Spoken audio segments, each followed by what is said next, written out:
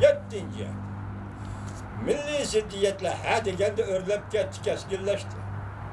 Cumhurda milli ziddiyetler demokratik şekillerle kolga keltiriş şeklinde oturup çıktı. Gerçi bu yıllarda Cumhurbaşkanı Partiyası Tibet Uygur milletlerine bar küçülen besim payda kılgan bolsa mı? Lekin milletlerin bölgücülük hareketleri, yani müstakillik hareketleri moşundak besim asılı şekillenip oturup çıktı. Ve Cumhurbaşkanı'nın siyasi hakimiyetine hıres ilan kıldı. 8. Çürükleşmeler ve siyasi cihetten eliş tügeçti. Çürükleşiş hukukla kalaymakan işiltiş, devlet baş kuruştan mağlup bulgalığının neticesidir. Şundakla ammi yüzünde siyasi hakimiyetin ten eliş haraplaştı. Cumhurbaşkanı Partiyası'nın çürükleşi allakaçan kontrollükten çıkıp gitti. Her kaysi dercilik hükümetlerde şenç kızıl rakamı görüldü. Emeldarlar bilen fırala ve partiye içindeki karma karışıklar çukurlaştı. Aralaya kendi işe başladı. Cumhurbaşkanı Partiyası'nın hakimiyet yürüyüş asaslarında yemirik taşlaydıgan bir halka geldi. 9. Geopolitiklik siyasetle yamanlaşıp gitti. Ötken bir neçe yılda Cumhurbaşkanı Partiyası'nın taşkırığı kengeyi siyaseti, Cumhurbaşkanı'nın taşkı vaziyetini ve geopolitiklik siyasetini yamanlaşıp geldi. Bulup bu Amerika Cumhurbaşkanı uğraşı Cumhurbaşkanı Garp dünyası oturursuzluk ziddiyetlerini ciddileştirivetti.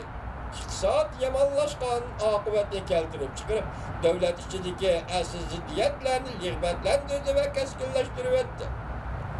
Bula devamlaştırılan bolsa Cumhurbaşkanı hakimiyetke intayip faydasız amıllar. 2019 yıl başlanış bilenle bir neçe yüzlügen ammi ziyaliyle tesiratlarını ilan kılıp, Cumhurbaşkanı ıslahat ekibite siyasetlerini kumallanıp, ıslahat asallık kişilerinin bulup kalışan yol kuyduğun vasıta değişti. Ammi ziyaliyle diyen hükümet işlemeydiğin ziyaliyle diyen. Ula Cumhurbaşkanı ıslahat allakaçan öldü değişti. Ula Cumhurbaşkanı ıslahat allakaçan öldü değişti.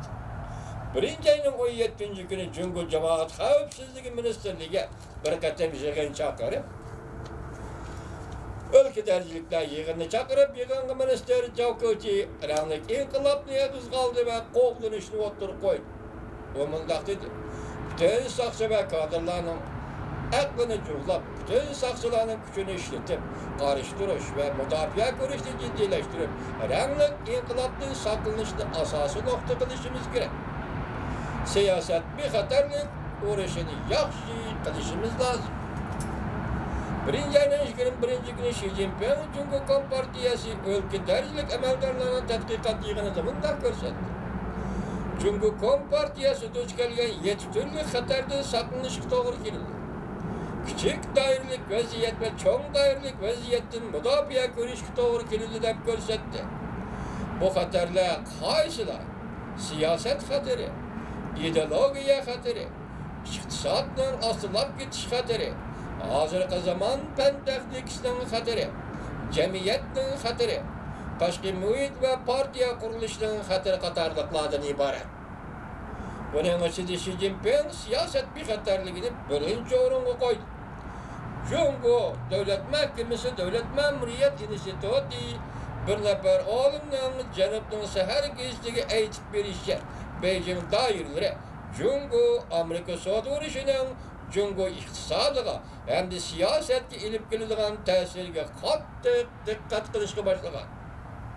So'zlagan so'zning iboralari qattiq va bu xil ta'sir balki 2019 yili natija bilan o'ttirg'i chiqdi yoki o'zining kuchini ko'rsatdi demoqchi. 1. ayning 23. kuni dunyoni zilzilga soladigan bir voqea yuz berdi. O bo'lsa-mu o'qchilarning chaqirig'i ostida 100 ming kishilik bir qo'shin, balki ommaviy namoyishlar qo'shini ko'chaga chiqib namoyish qilib, Venezuela prezidenti Maduroning taxtdan tushishini talab qildi. Uning hukumatiga va uzun yillik mustabid siyosat elib kelgan ofat va pulpaxonligi, ocharchilik va jamiyatga nomrodlik, Marodocha sotsializm elib kelgan krizisga namoyishchilar qarshi bo'ldi. Madroç sosyalizm əməliyyatda cüngücü sosyalizmdən ve ila bu devletke Latin Amerika'ya eksport kılınışı bulup hesaplangan idi. Bugün kilisiyelerimiz fiyakici aman bulun hürmetli vatandaşlar.